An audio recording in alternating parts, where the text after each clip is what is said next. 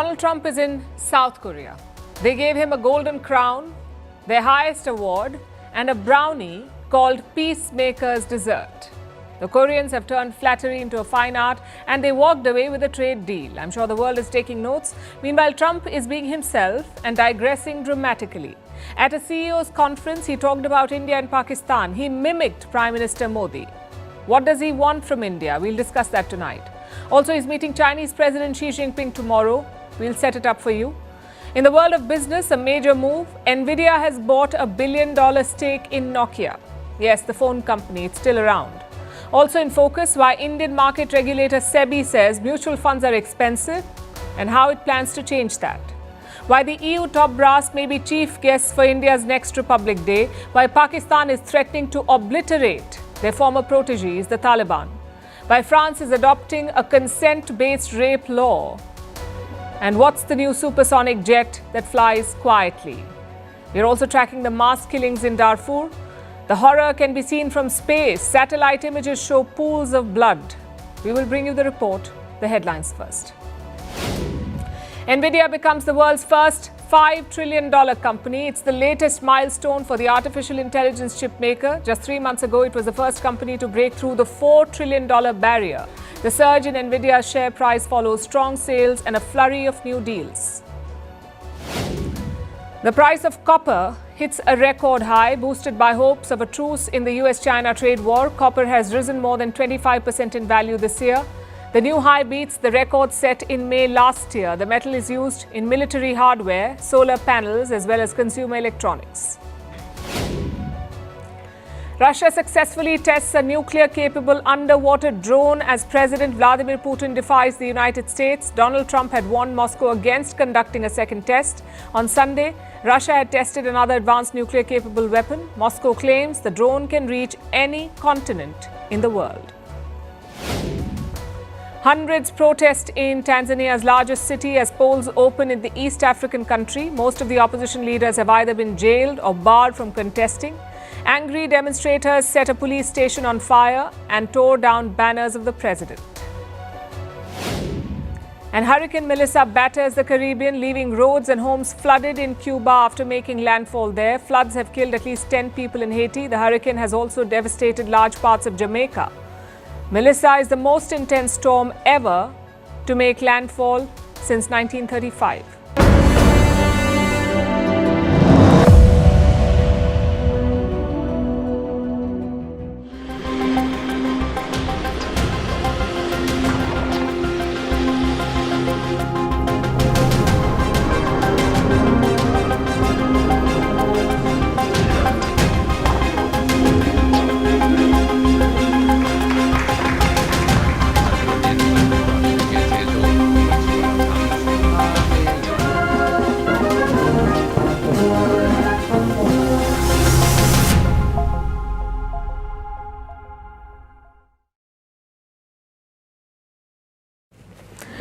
Diplomatic visits are usually polite affairs. They are choreographed, there are protocol guides, and there's little room for candid moments. But with Donald Trump, all of that is out of the window. The US president does what he wants to do, and the world rushes to flatter him. Take the last leg of his Asia tour. Trump flew to South Korea today. US and South Korean warplanes escorted Air Force One. That's the US presidential plane, Air Force One. And the moment Trump landed, he was greeted by a familiar tune, the sound of YMCA. The high-energy disco hit has become his unlikely anthem, and Seoul made sure it was blaring it loud. Also, South Korea did not just roll out the red carpet, it lacquered it in gold.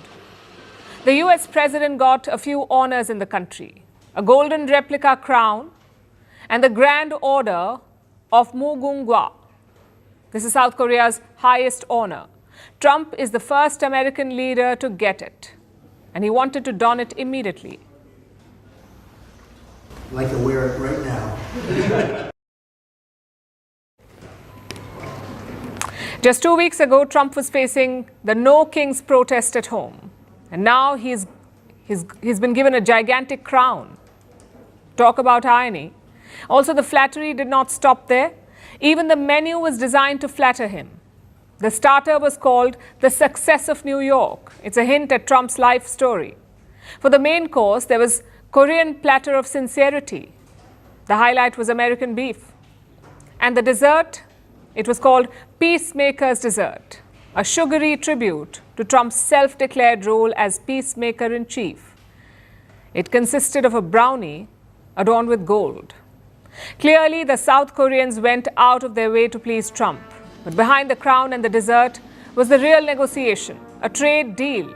South Korea was angling for a deal, and this trip finally delivered that. Seoul secured a deal. What does it include? Lower tariffs on automobiles. South Korea's auto export was still subject to 25% tariffs. This deal brings it down to 15%. So now they have 15% tariffs. Seoul also gets better semiconductor tariff terms.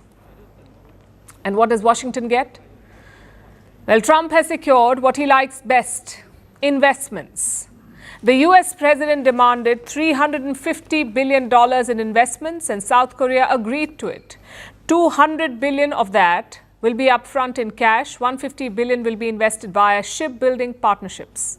A deal with the Republic of Korea will be finalized very soon, like moments or very shortly thereafter. These agreements will be incredible victories for all of us. From there, it was time for another dinner. World leaders have gathered in Gyeongju for the APEC summit. APEC is the Asia-Pacific Economic Cooperation. It is a regional grouping of 21 economies, all part of the Asia-Pacific region. The goal of the group is to promote free trade and economic cooperation, and the US is part of it. So are countries like Japan, Australia, Russia, Canada, and China. Seoul is hosting the APEC summit this year. Leaders of most member countries are in attendance. Trump shook hands with most of them. But there's one counterpart he ignored. Mark Carney, the Prime Minister of Canada. Trade tensions are simmering again between the US and Canada. Trump has increased tariffs on Canada by 10%, so things are quite icy at the moment. And it stayed that way at the dinner.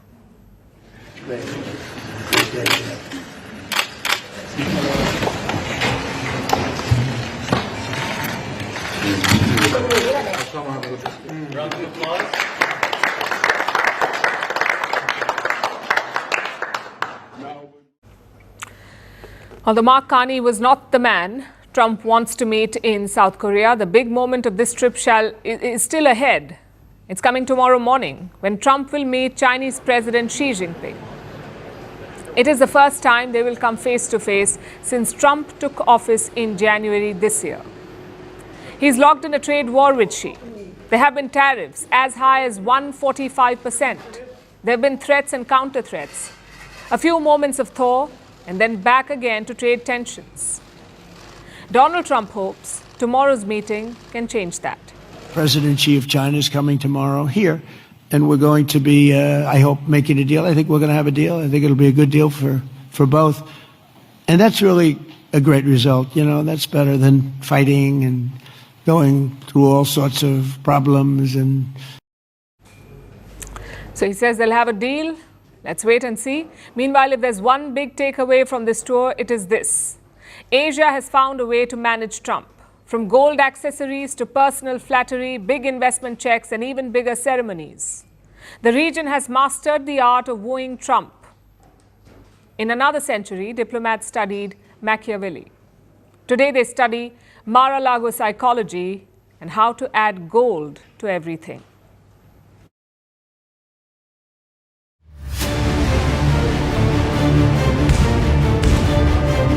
Prime Minister Modi is the nicest looking guy. He says, oh, and he looks like you'd like to have your father. Like, he's a killer. He's tough as hell. No, we will fight. I said, whoa, this is the same man that I know.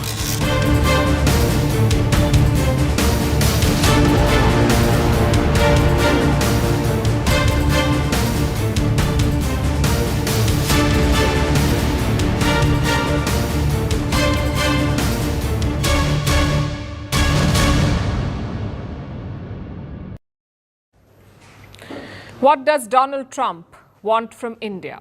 It's a $1 million question in New Delhi. Does he want a trade deal? Does he want a Nobel Peace nomination? Does he want a state visit?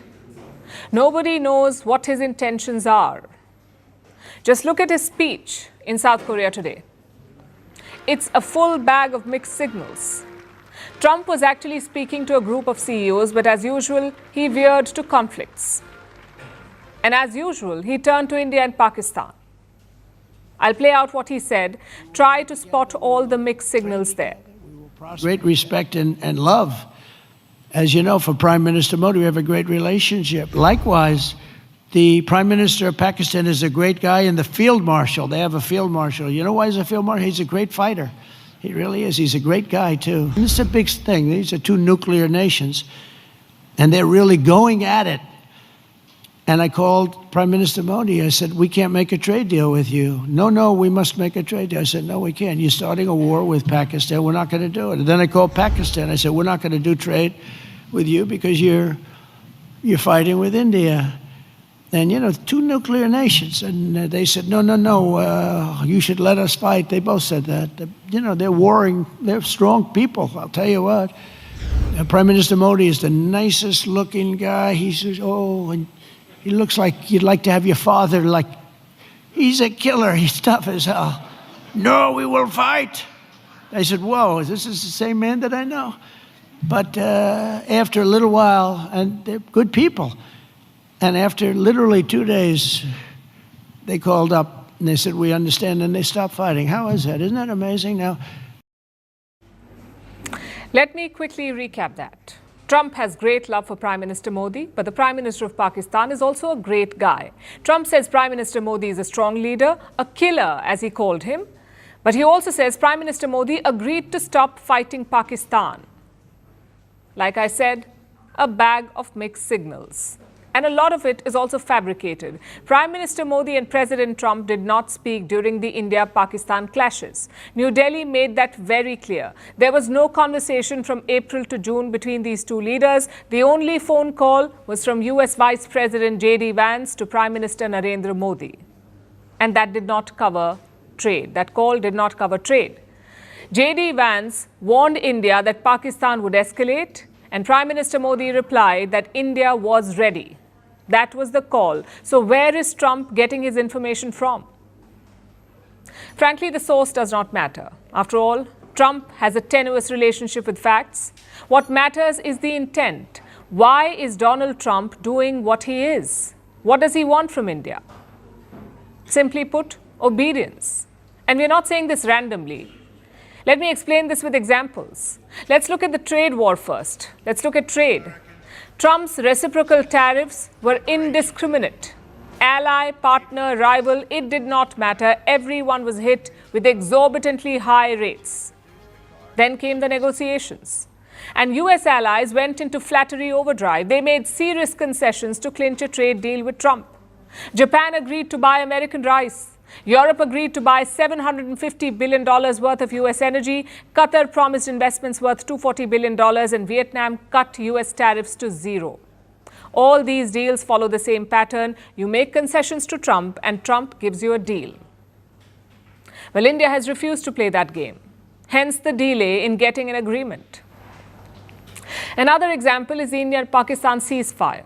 Trump has repeatedly claimed credit for ending the conflict. Pakistan has sided with his claims. They even nominated Trump for the Nobel Peace Prize. Again, India did not play that game. New Delhi rejected any US role in the truce. Compare this to the ceasefire in Gaza. Both Israel and the Arab countries gave Trump credit. Also look at the Thailand-Cambodia truce. Both sides praised Trump for his mediation. Clearly, he's expecting the same from India. The problem is he's not getting it. Finally, look at the strategic positioning. Trump likes his partners to be with him or against him. There is no gray area. If he wants you to cut Russian oil, you must. If he wants you to de-risk from China, you must. Again, this is not India's position. We follow a policy of multi-alignment. Basically, warm ties with all major powers. Trump simply does not get that. Hence his effort to pressure and arm twist India. The question is, what is the broader goal?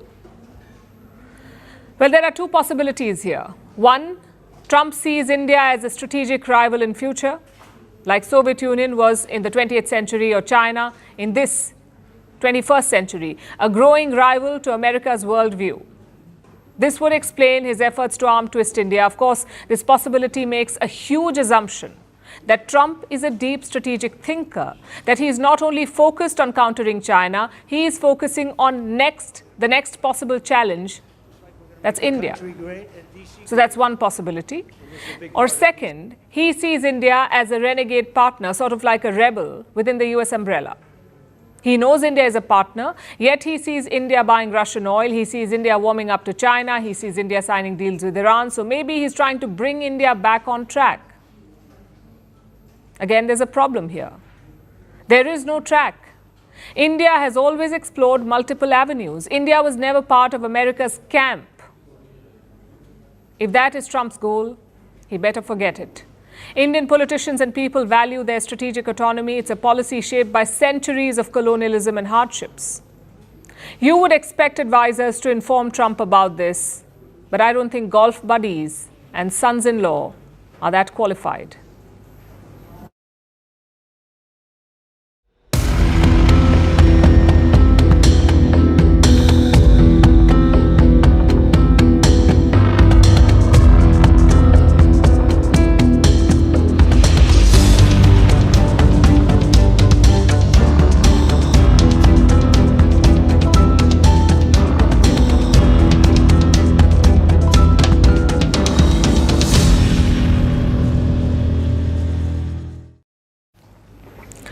It's official. Xi Jinping and Donald Trump will meet tomorrow. Trump has been talking about this summit for weeks. Today, China finally confirmed it.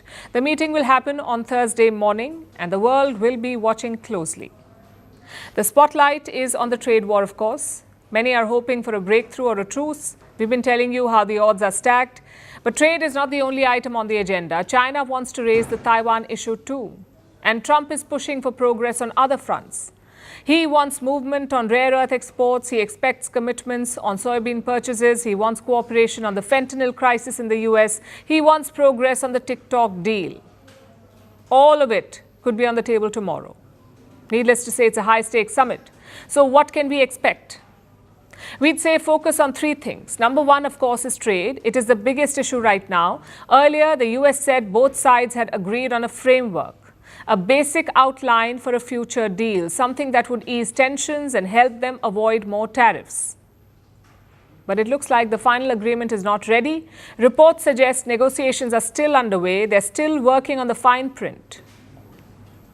But Trump is upbeat. He says progress is being made and that a deal is within reach. Tomorrow morning is the one that most people find most interesting, and I think we're going to have a great meeting with President Xi of China, and a lot of problems are going to be solved. Okay? You're optimistic. Yeah, I'm very optimistic. I am. And I know a little bit about what's going on because, you know, we have been talking to them. We're not just walking into a meeting cold, but the relationship with China is very good. So I think we're going to have a very good outcome for our country and for the world, actually. I think it's important for the world. Very good outcome, he says. By this time tomorrow, we'll learn what that means.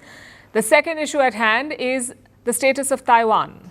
Beijing is making an aggressive push on this front. It wants to use this opportunity to reinforce its position on Taiwan. China has begun what's being called a media blitz.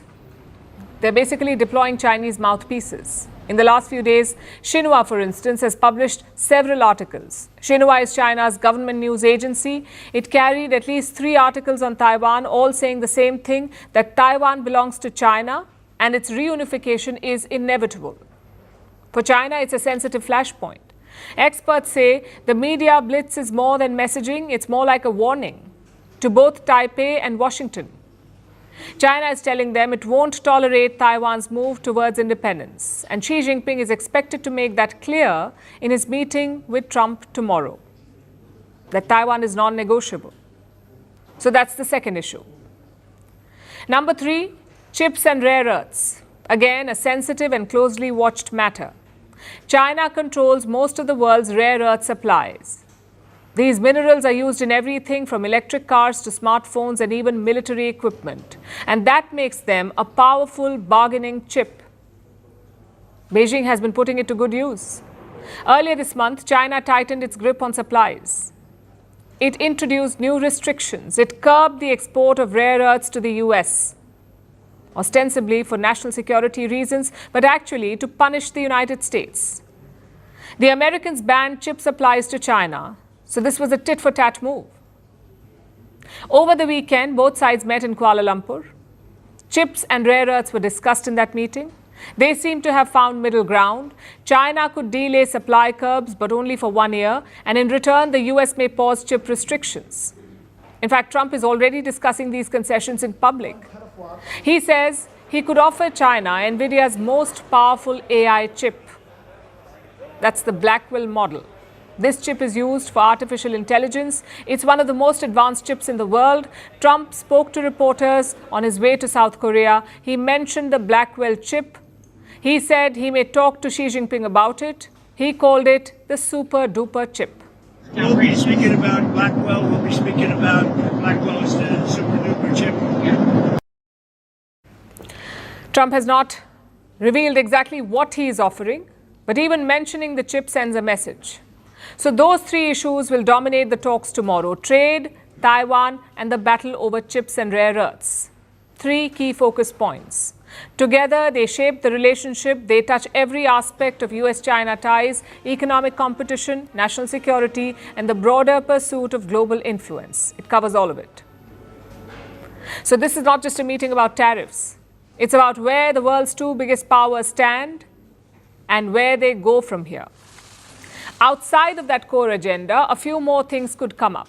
Trump is likely to raise China's role in the fentanyl crisis, and the two leaders are expected to finalize the TikTok deal, a deal that shifts TikTok's US operations into American hands.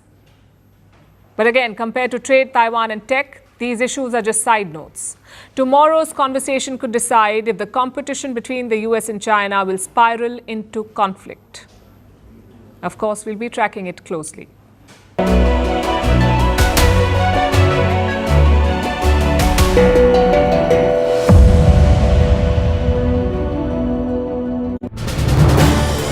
This is News 18 Network.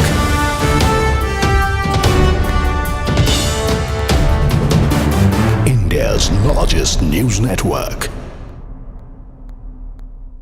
Much for staying with us here on Nation at 5. Israeli airstrikes have hit Gaza after Benjamin Netanyahu and his government accused Hamas of violating the US-brokered ceasefire, marking the latest test of this fragile truce. Over 30 people have been killed, according to Gaza health officials. That number is likely to increase. These strikes follow Prime Minister Netanyahu's orders for powerful attacks after Israel claimed that Hamas returned remains that didn't belong to the missing hostages. Vladimir Putin has also announced successful tests of the Poseidon nuclear-powered underwater drone. We're given to understand that this has only now escalated matters, with the world being on edge of what comes next in this war in West Asia. Palestinian Red Crescent workers were seen trying to rescue people trapped under rubble after an Israeli strike in Gaza City, in video obtained by Reuters on Tuesday. The strikes across Gaza, which witnesses say carried on into early Wednesday, are the latest test of an almost 3-week-old ceasefire deal brokered by US President Donald Trump. Local health authorities said overnight that the attacks killed at least 26 people across the Palestinian territory. The strikes followed accusations from Israel's military that Hamas had violated the ceasefire by attacking Israeli forces in the area. It also came after Prime Minister Benjamin Netanyahu ordered powerful attacks on the militants. Earlier, he accused Hamas of violating the ceasefire by turning over remains that did not belong to missing Israeli hostages. He said that remains handed over the previous day belonged to Ofir Zarfati, an Israeli killed during Hamas's October 7th attack, whose body was partially recovered by Israeli forces during the war. In response, Hamas initially said it would hand over the body of a missing hostage found in a tunnel in Gaza. However, Hamas' armed wing, the Al-Qassam Brigades, later said it would postpone the handover, citing what it said were Israel's violations of the ceasefire. In a hospital in Gaza City, Palestinian Tyre al-Bana was among those injured in Tuesday's strikes. We were reading the news about Netanyahu's threats and the attacks on Gaza, and then the attack happened right at our house. The roof fell on us. Our neighbours came and pulled us from under the rubble. Me, my wife, my daughters, my sons, and my wife's father. The search for hostage bodies stepped up over the past few days as heavy machinery arrived from Egypt. The issue has become one of the main sticking points in the ceasefire. Diggers were working in Khan Yunis on Tuesday with Hamas fighters around them. The US-backed ceasefire agreement earlier this month halted 2 years of war triggered by the deadly Hamas-led attacks on Israel on October 7, 2023. But since then, both sides have accused each other of violations. This is News 18 Network.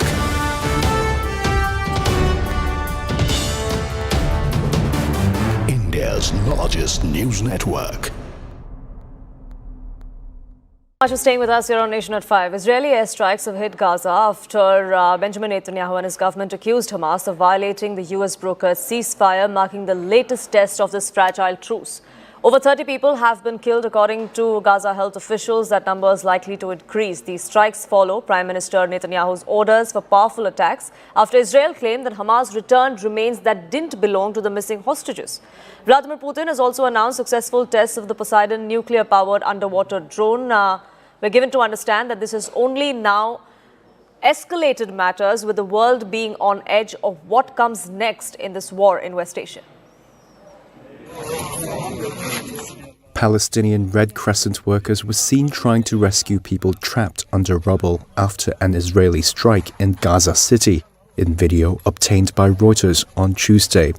The strikes across Gaza, which witnesses say carried on into early Wednesday, are the latest test of an almost 3-week-old ceasefire deal brokered by US President Donald Trump. Local health authorities said overnight that the attacks killed at least 26 people across the Palestinian territory. The strikes followed accusations from Israel's military that Hamas had violated the ceasefire by attacking Israeli forces in the area. It also came after Prime Minister Benjamin Netanyahu ordered powerful attacks on the militants. Earlier, he accused Hamas of violating the ceasefire by turning over remains that did not belong to missing Israeli hostages. He said that remains handed over the previous day belonged to Ofir Zafati, an Israeli killed during Hamas's October 7th attack, whose body was partially recovered by Israeli forces during the war. In response, Hamas initially said it would hand over the body of a missing hostage found in a tunnel in Gaza. However, Hamas' armed wing, the Al-Qassam brigades, later said it would postpone the handover, citing what it said were Israel's violations of the ceasefire. In a hospital in Gaza City, Palestinian Taya al-Bana was among those injured in Tuesday's strikes.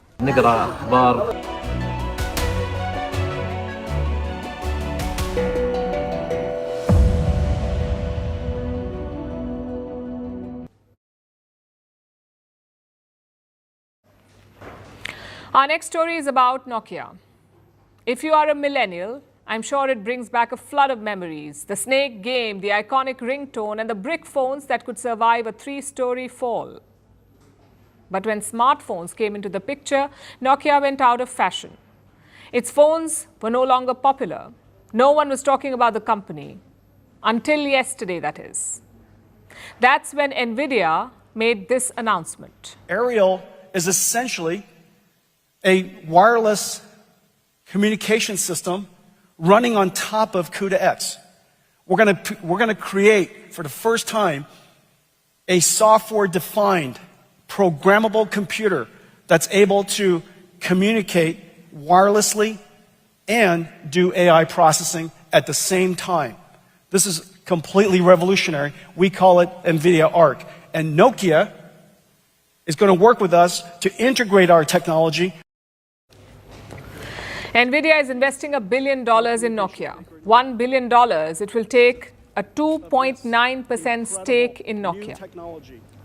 Now, I know what you're thinking. Why is NVIDIA investing so much money in Nokia? Didn't the company go bust?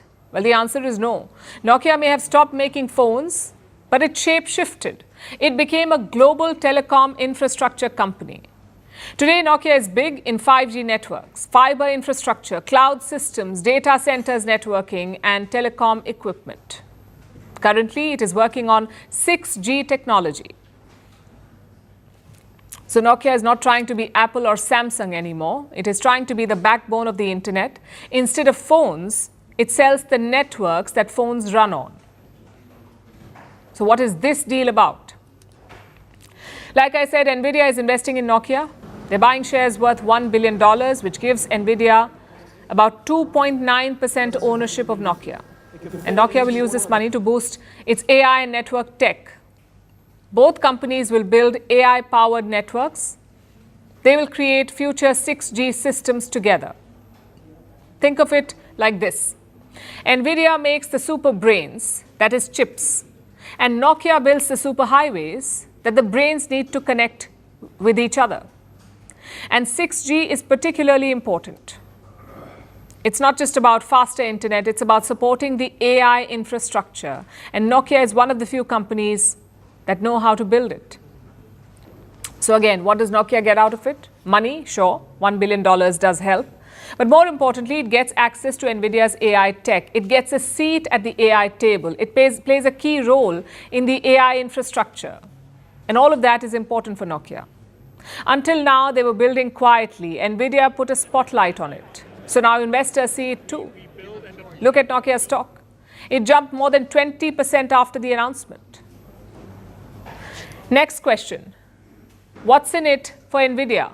They are a chip maker after all. Why are they getting into the 6G business? NVIDIA is basically building a global AI empire. In the last few months, it has invested $5 billion in Intel.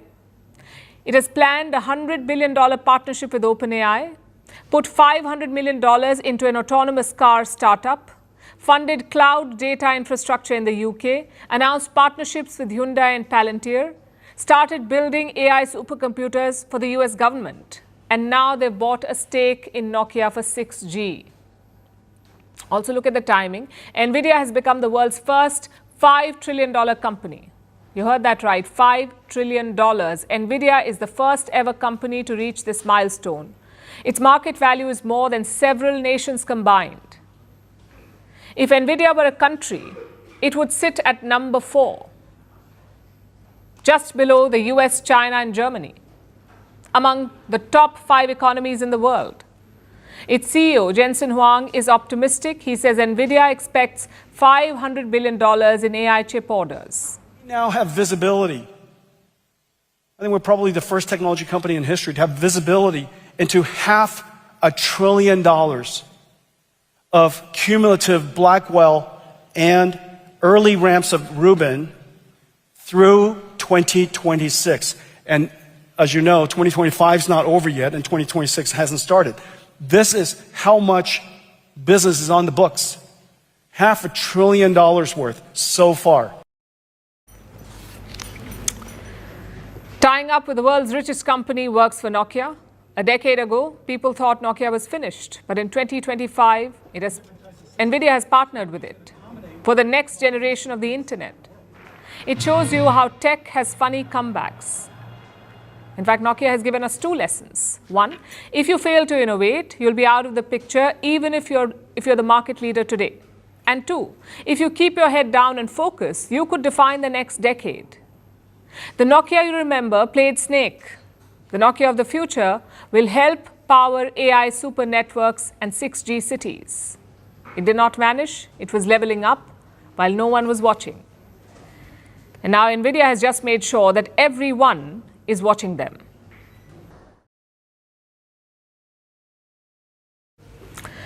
It's not even November yet, but speculation is rife about next year's Republic Day, about who the chief guest will be.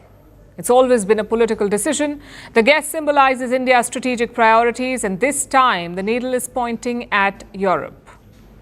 Reports say India has invited the top European Union leadership.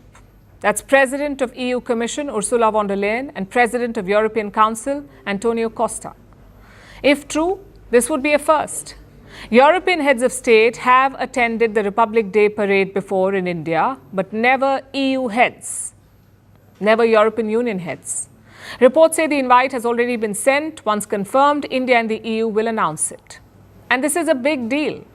Like I said, a Republic Day invite is not just about hospitality, it's about sending a message. Who are your friends? Who are you counting on? Who are you doing business with? In this case, the message is clear. India and Europe want to deepen their relations. And this is not happening out of the blue. We saw the first indications in February. That's when EU President von der Leyen traveled to India. And she did not travel alone. She came with the entire College of Commissioners. It was their first such visit outside the European continent.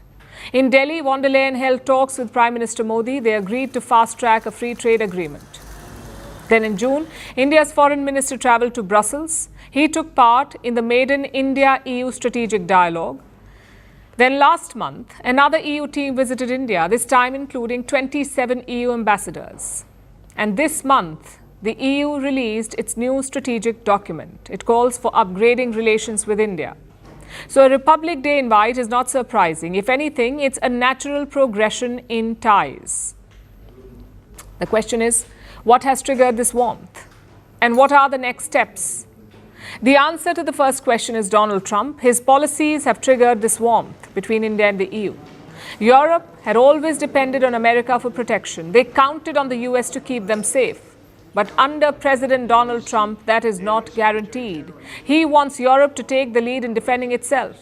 Also, there are tariffs. The US is Europe's biggest export market, but now they face 15% tariffs. So Brussels is looking for alternatives, both for trade and for political support. On India's side, there are similar concerns. Trump has imposed 50% tariffs on Indian exports, 50% tariffs. He's also warming up to India's rival Pakistan. But the European Union is not doing that. Yes, they have urged India to rethink its oil purchases. At times, they have criticized New Delhi too. But sanctions? Well, Europe has not gone that far, which is why New Delhi and Brussels are ganging up. They feel their common interests outweigh their differences. Now to the second question. What are the next steps? All eyes are on the free trade deal now.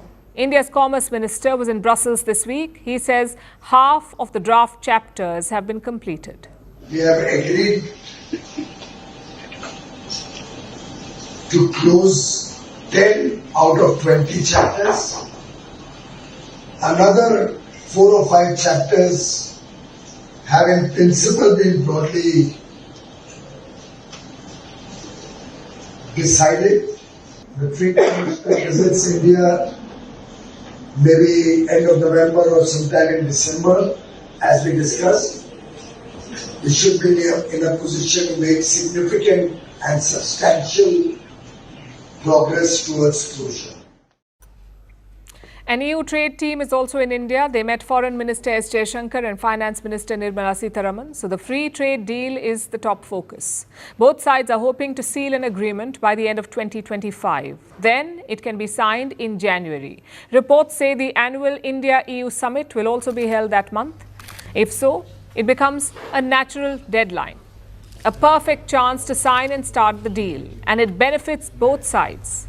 India-EU trade stands at $136 billion. That's more than India's trade with China or the US. What's more, we have a surplus. Indian exports stand at $76 billion. India's imports stand at $60 billion. So a free trade deal will be beneficial to both sides.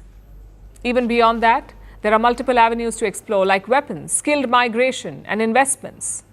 It's a question of capitalizing on this momentum.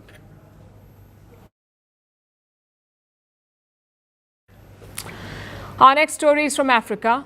It's about a war the world has almost forgotten. The war in Sudan.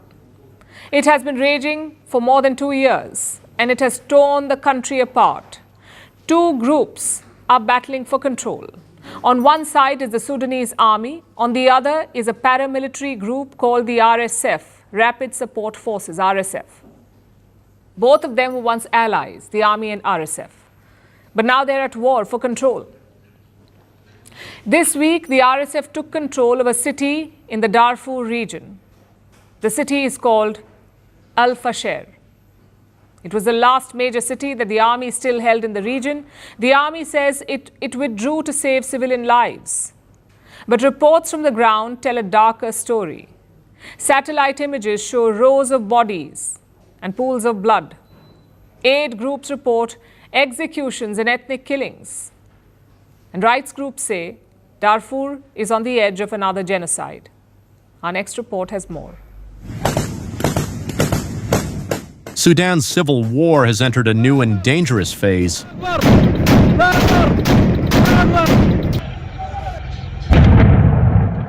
After 2 years of war, the country has been split into two. Its army in the north and east, and a powerful paramilitary force now ruling the west and parts of south. That force is called the Rapid Support Forces, or the RSF. And this week it captured the last major city still held by the army in the Darfur region.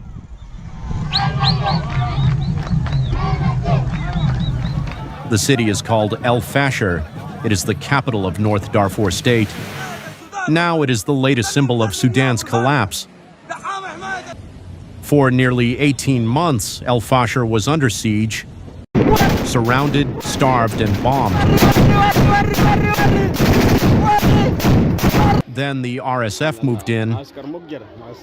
Its fighters stormed the army's headquarters, declared victory, and posted videos online claiming control. Sudan's army chief, General Abdel Fattah al-Burhan, later confirmed it.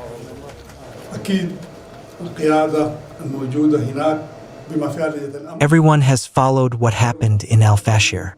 Certainly, the leadership there, including security, made assessments that they have to leave the city due to the systematic destruction and killing of civilians.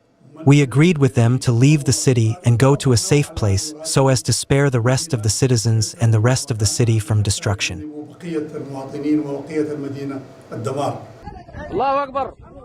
For those still trapped in the city, the aftermath has been brutal. Satellite images show rows of what appear to be human bodies. Aid groups have reported executions, beatings, and ethnic killings. The United Nations says many of the victims were shot as they tried to flee. UN Secretary-General Antonio Guterres called it a terrible escalation. It is clear that we have not only a Sudanese problem with an army and the rapid support forces fighting each other, we have more and more an external interference that undermines the possibility to a ceasefire and to a political solution of the problem. To be clear, this is not a new war. It began in April 2023. That year, Sudan's two main forces, the army and the RSF, turned their guns on each other. Both had once ruled together after a coup. Both wanted full control. And both have now turned Sudan into the world's biggest humanitarian crisis. More than 12 million people have been displaced. Over tens of thousands of people have been killed. Half the country reportedly faces hunger. And in Darfur, famine has already begun. Darfur has seen this kind of horror before. 2 decades ago, Arab militias called the Janjaweed wiped out non-Arab communities there. Those same militias later became the RSF. They are now accused of doing it again. Witnesses who escaped El Fasher say men were separated, beaten, and shot. Women were spared, only to hear the gunfire behind them. The UN says sexual violence is widespread. Aid workers say the city's hospitals have been bombed, looted, or destroyed. The world's response has been slow but growing. Saudi Arabia, Egypt, Qatar, among others, have all reportedly condemned the killings. The UN has called for concrete actions to protect civilians. But the conflict still continues. The RSF denies committing atrocities. But an army-aligned group accuses the RSF of executing 2,000 in El Fasher. Analysts warn the fall of El Fasher could reshape Sudan's war map. It could mark the start of a divided nation ruled by rival forces. Peace talks remain stalled, and famine is spreading fast. For millions caught in between, the war shows no sign of ending.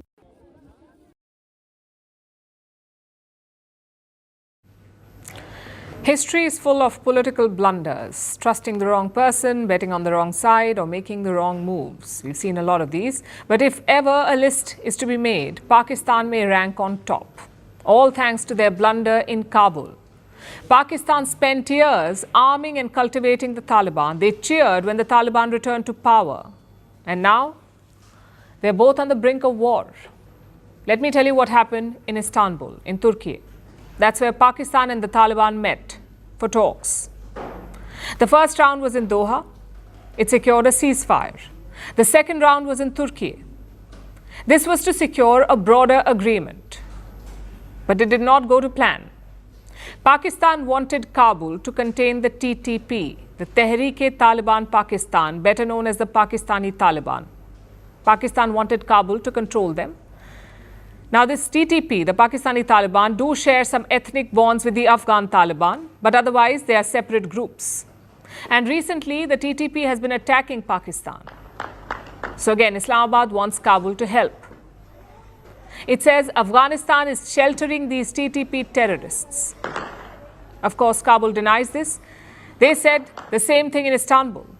They said that they had no control over the TTP, so they cannot stop them from attacking Pakistan. At this point, the talks broke down. Both sides had some tense exchanges. After that, they left. Pakistan was furious.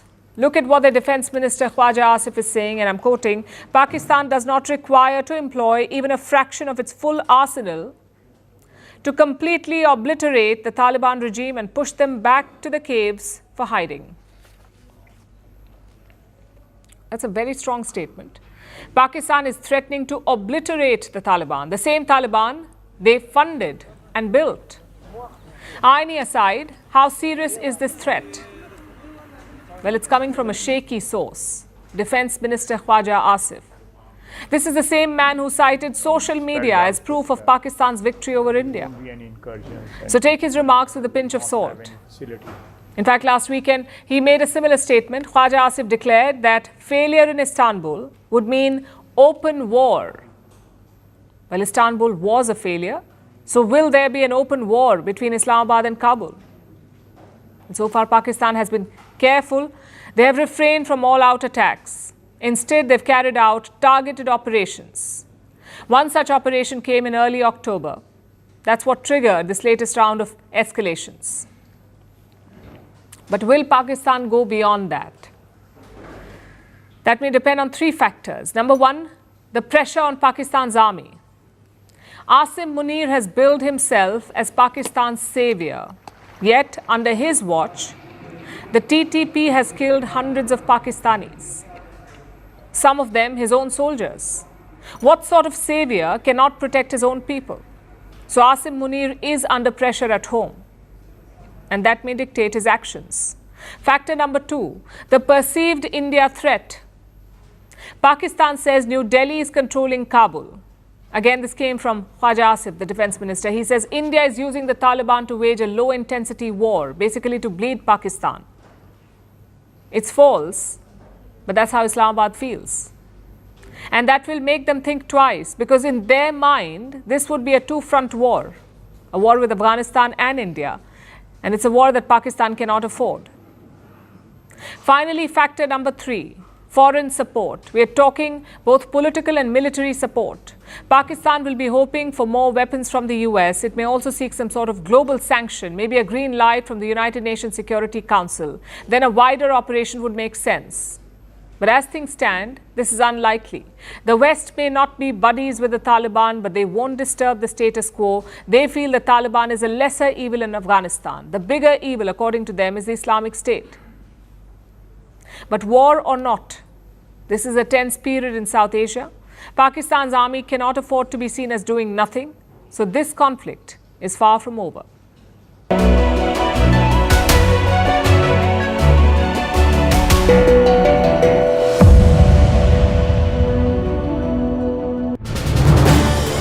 This is News 18 Network.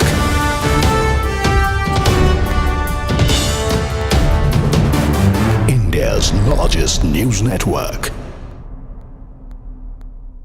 Much for staying with us here on Nation at 5. Israeli airstrikes have hit Gaza after Benjamin Netanyahu and his government accused Hamas of violating the US brokered ceasefire, marking the latest test of this fragile truce.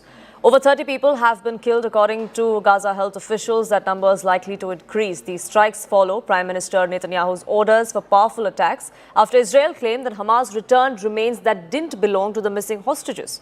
Vladimir Putin has also announced successful tests of the Poseidon nuclear-powered underwater drone.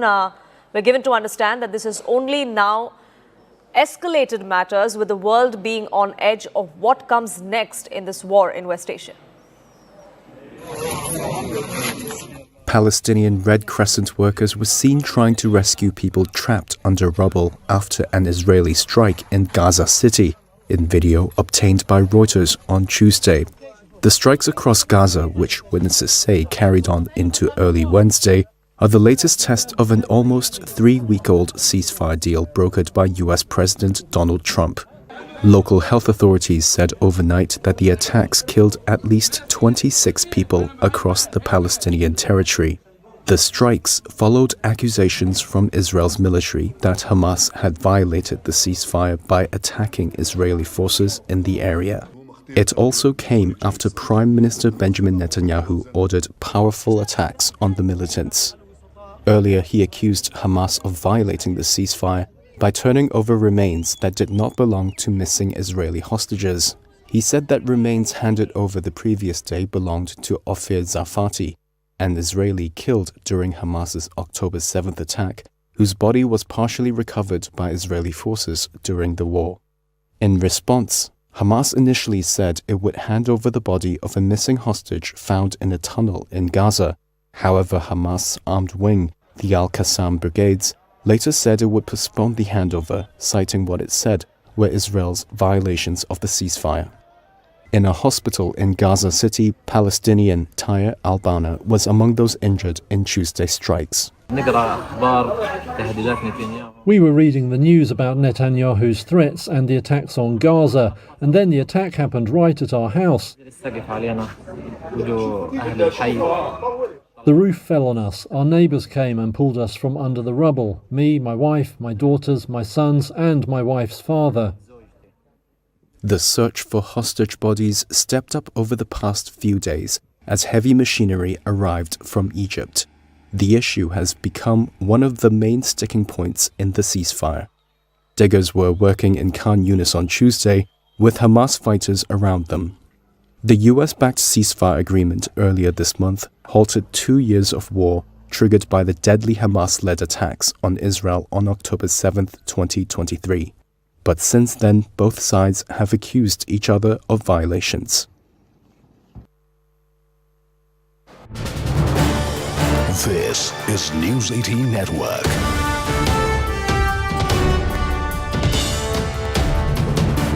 India's largest news network.